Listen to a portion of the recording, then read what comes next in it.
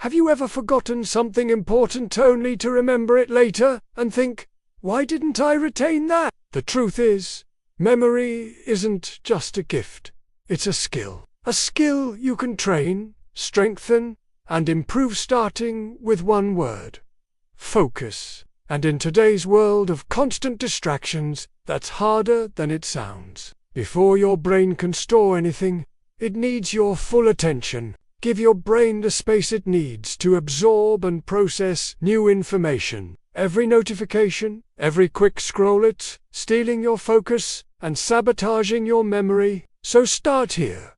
Eliminate distractions. Turn off notifications.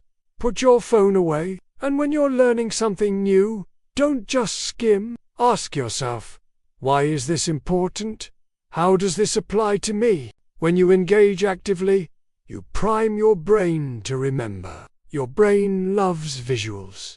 It craves stories. That's why turning information into imagery is one of the most powerful memory tools you have. Don't just read facts, visualize them. Turn a concept into a vivid scene. Studying a historical event, imagine it as a dramatic movie scene, complete with costumes, colors, and emotions. Learning about the brain. Picture neurons firing like sparks in a sci-fi lab. Make it personal. Make it dramatic. Make it even a little ridiculous. The weirder the story, the easier it is to remember. Your mind remembers what moves it, so give it something worth remembering. Beethoven was almost completely deaf, and yet he composed masterpieces. How? He wrote everything down. Writing isn't just for keeping records, it's for training your brain. When you write something out by hand or digitize, you force your brain to slow down and process it deeply. Try summarizing what you learn in your own words.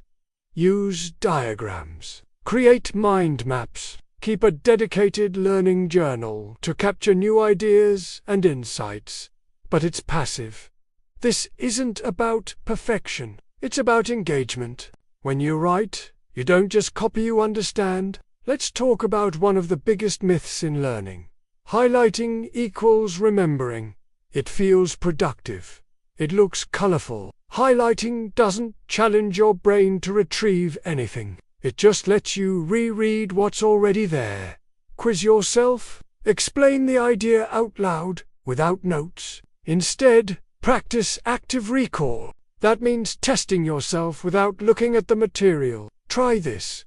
Close the book and ask, what were the 3 key points from that section?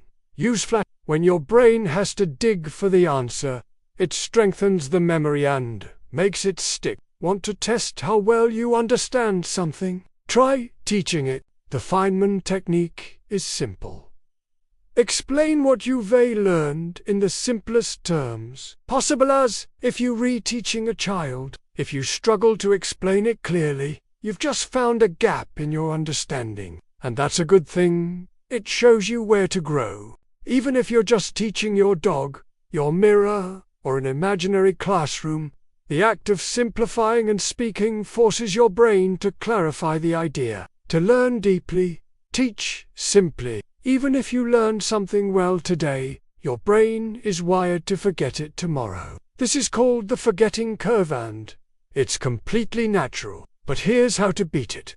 With spaced repetition. Try the rule of 5.